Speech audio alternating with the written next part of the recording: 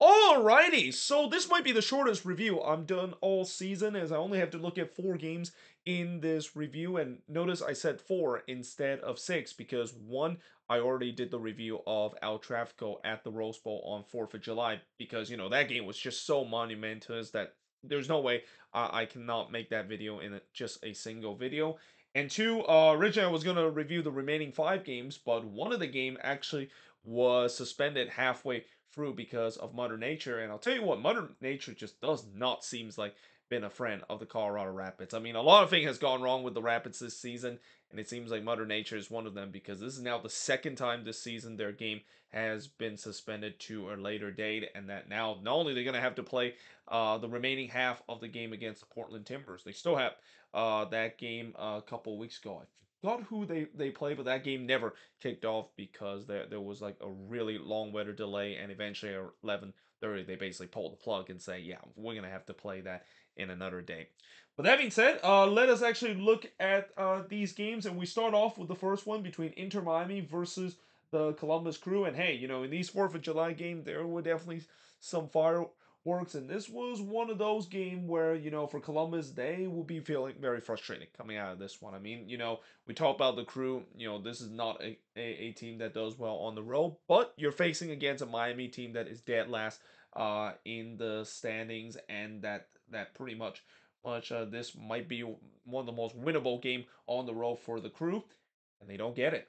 In the first half, not much really happened as there was no shots through the first 15 minutes. The first shot of the game came as Arfston puts it wide there in the 15th minute, but then in the 23rd minute, Columbus take the lead. It's Darlington Nagbe scoring an absolute screamer of a goal because Darlington Nagbe, it's bangers only for him. When he's on the score sheet, he must have scored an absolute golazo, and he definitely does that here to give the Crew a 1-0 lead.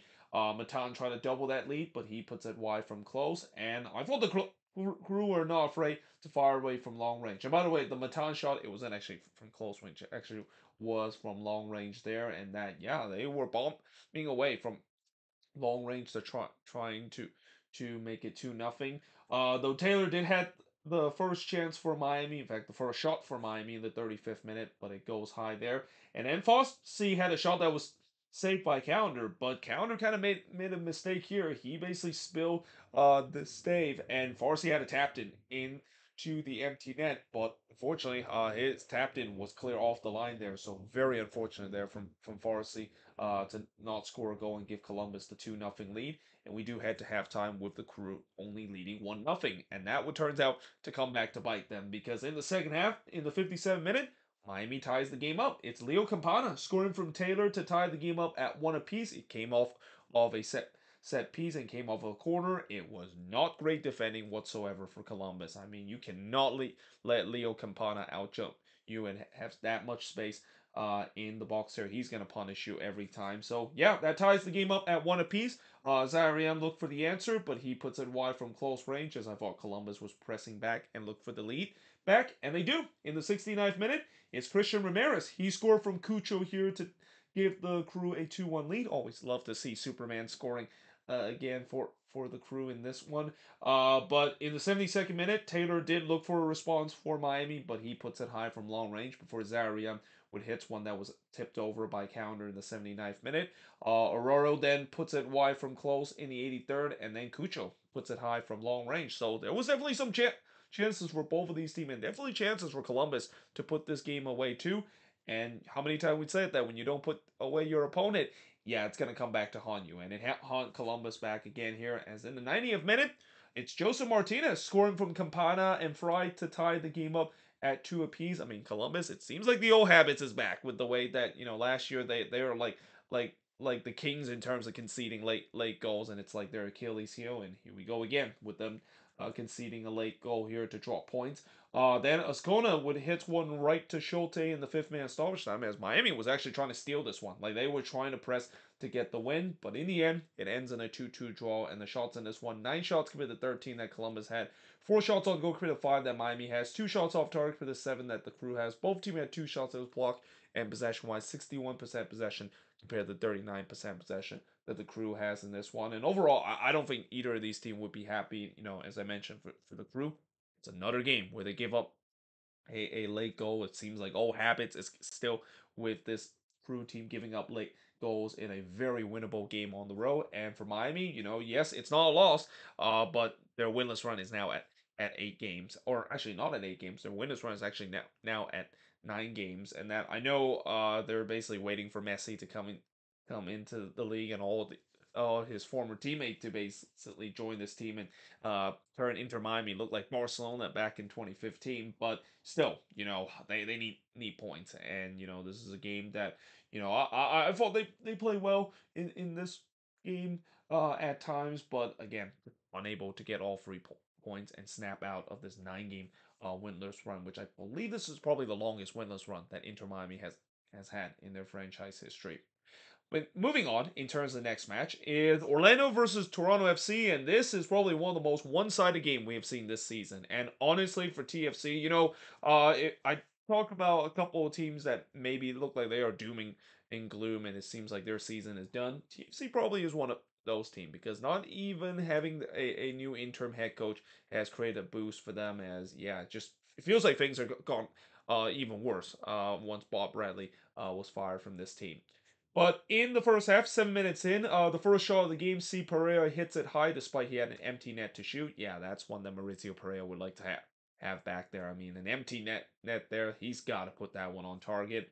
And then he puts it wide from close in the 8th minute, as I thought Orlando was on the front foot. They were looking for the opener, and they do. In the 16th minute, it's Araujo, or Arujo, as they like to call it, from Santos and Angulo to make it 1-0 in favor of Orlando City. And keep in mind, with the way that Portland is also signing a guy called Araujo and Miguel Araujo. I wonder how they're going to pronounce that. Is it going to be Araujo? Is it going to be Arujo or some, or maybe even the Brazilian pronunciation of Arujo? But nevertheless, that gave Orlando a 1-0 lead. 6 minutes later, it would be 2-0 in favor of Orlando. And who else but Duncan McGuire, who I don't know if this season if there's going to be an award for Rookie of the Year. I'm pretty sure there probably is, or maybe even Young Player of the Year. Duncan McGuire might get some of that votes because he has been by far the best player coming out of the Super Draft, and he kind of reminds me of a certain guy that also come out of the Super Draft that was drafted from Orlando City and turns out to be well. I mean, certain guy called Daryl DK that I heard of a couple of years ago that is banging goals left and right, and it seems like that's kind of the case for McGuire too. In fact, McGuire actually almost had his second goal in the 27th minute. If it wasn't for the post getting in the way there, it could have been 3-0 in favor of Orlando City. I mean, this looked like it could get ugly. Like this looked like one-way traffic for Orlando City and for TFC, knowing how bad things have gone this season, this looked like it could be a crooked number that Orlando City has put, and that's saying something because Orlando City has not had these kind of games where they put a crooked number and they have looked so good on the attacking now. I mean, I would say that this game in the last couple of games they have definitely found something on the attack, but maybe a lot of that is a combination of them playing very bad teams, and TFC is definitely one of those team that yeah, the defense and the attack was pretty much non-existent throughout this game. Though that being said, on the other end, the post actually denied Benedeski, and that was actually Toronto's first shot and really the closest that TFC came of scoring a goal in this one. Mark Anthony K then puts it over from long range, and we do head to halftime with Orlando City leading 2-0. By the way, I don't know if I mentioned this earlier. I'm not going to do a timestamp in this video because it's a relatively short video. I think this video probably won't be no more than 25 minutes long since I only have 4 games to talk about. But heading into the second half, Greg would then deny Torres from close range before Cartiega would be the latest victim of the post. I mean, the post was definitely not having it for both of these teams. I like both of these teams struck the post a couple of times, and that was the case for Orlando City. And heck, if Orlando City didn't struck the post, this could have been 6-0 in favor of them in this one. Orlando that again was on the front foot. They were pressing to get the third goal, and to make matters worse for TFC, Benedeski would get himself a second yellow card, and this was just a needless second yellow card there. I think it was Angulo the one that baited him to get that second yellow card. Yes, maybe he kind of gone down a little bit too easily when Benedeski trying to headbutt him there, but when you decide to make that headbutt motion, it doesn't matter if you connect or not. That is obviously a yellow card, and when you're already on the yellow card, that's just silly there from Federico Benedeschi, and just kind of sums up the season for the two Italian and Insigne and Benedeschi. Just turns out right now to be one of the biggest flop signings we have seen this season. Probably right up there in terms of the biggest flops signing we've seen in well, not just this season but actually last season, because they got him for both of them, and both of them hasn't really made too much impact besides the first couple of months when they came into the league. But in the 69th minute, Greg would deny Ojeda from close range before Enrique would miss it wide from long range. And then in the 78th minute, Orlando, after putting so much pressure, the dam finally broke as they made it 3-0. It's Dagger Forensen. He scored here from Arujo to make it 3-0 in favor of Orlando City. That's the first career goal for the Icelandic player Dagger Forensen. Definitely putting the dagger there of getting that third goal. But also, you can thank Greg for that, because yeah, Greg Regis not a great moment for him coming off the lines there. Didn't get it, and that is probably the easiest goal that Forensen will ever score in his career into the empty net to make it 3-0. And then it would be 4-0 in the 84th minute, because why not? Why not pouring on? Just no mercy shown by the Lions in this one, as Ajan Kara would join the goal scoring parade as he scored from Ojeda to make it 4-0 in favor of Orlando City.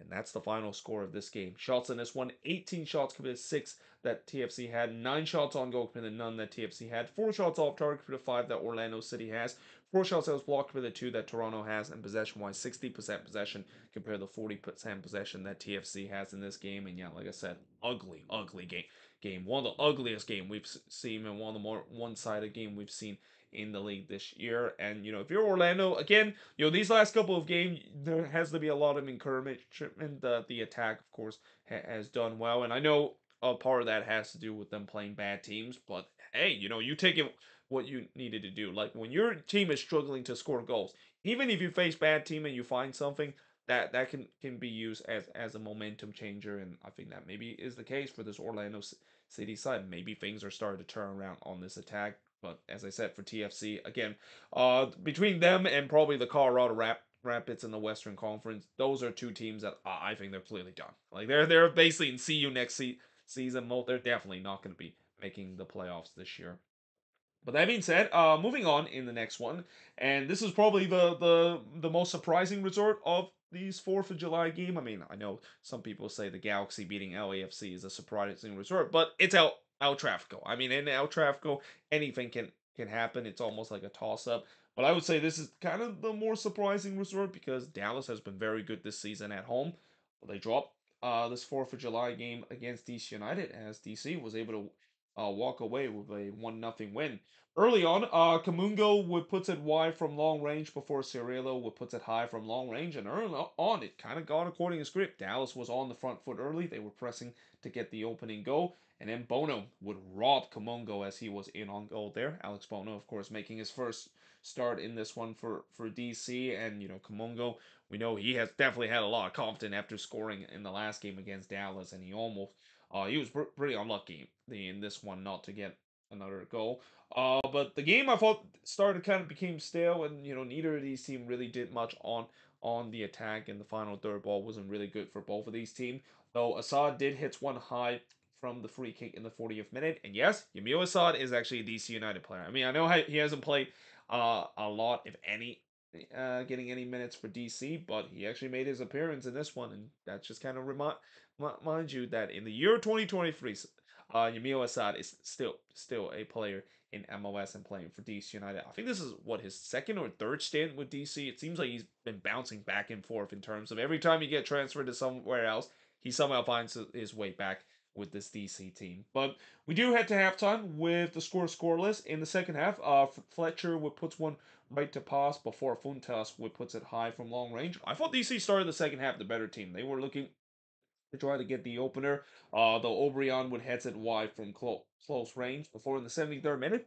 DC gets the opening goal. It's Taxi Funtas, the one that gets the opening goal. I mean, it's been kind of a tough season for Taxi Funtas. He hasn't really been as effective as we've seen in previous season, and I think that maybe has to do with the fact that Christian Benteke kind of took his spot there in that 9 position. But yeah, he gets to play that number 9 row in this one, and he definitely did well and pay Wayne Rooney hit his fortune in terms of putting him in that number 9 position. And yeah, that gives DC a 1-0 lead.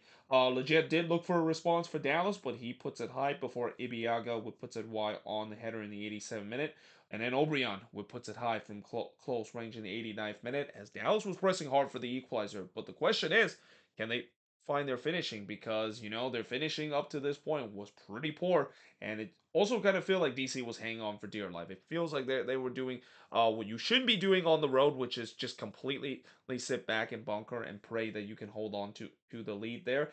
Because in the 9th minute, if it wasn't for the post here, this would have been the equalizer for Dallas. But unfortunately, the post did deny in Sunderland after there was just a mass scramble in the box here. And yeah, in the end, DC they survive after 100 minutes of game time was happening in this one. And the shots in this one, 11 shots compared to 8 that DC had, but only one of them is shots on goal compared to two that DC had. In fact, neither of these teams was very clinical in front of goal. It's just DC just had that one moment where Taxi Funtas scored. That was the difference in this one.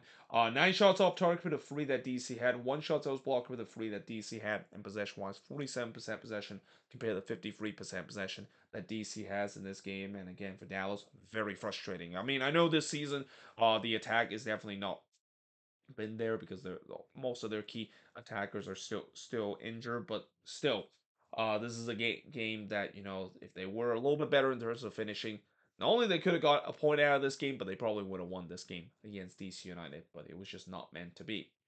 Speaking of bad finishing, that's what NYCFC is reeling after this game against Charlotte. So this was a game where again it was for most part kind of one-sided, but in the end, despite the fact that NYCFC had their moments, they can only squeak out a 1-1 draw. In fact, they were down 1-0 for a very long time in this one, and it just actually at times feel like they weren't going to get that goal, despite how many pressure that they were putting on Charlotte in this one.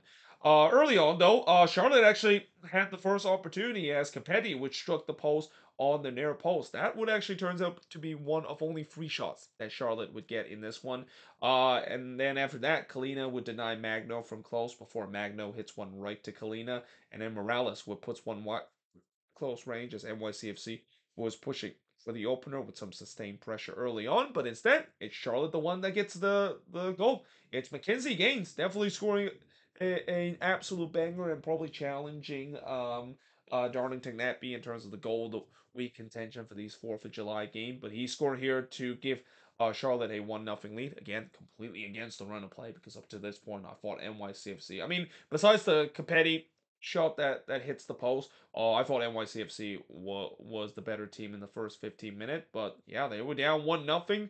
Kufe then looked for a response, but he missed wide from close before Magno would hit one right to Kalina. I mean, Talus Magno had tons of opportunity in that one, and that kind of just also sums up his season. I mean, he's a guy that was slated to be a very talented player to score a bunch of goals for this team, especially maybe playing that false nine position, and it just have not happened for this NYCFC team this season.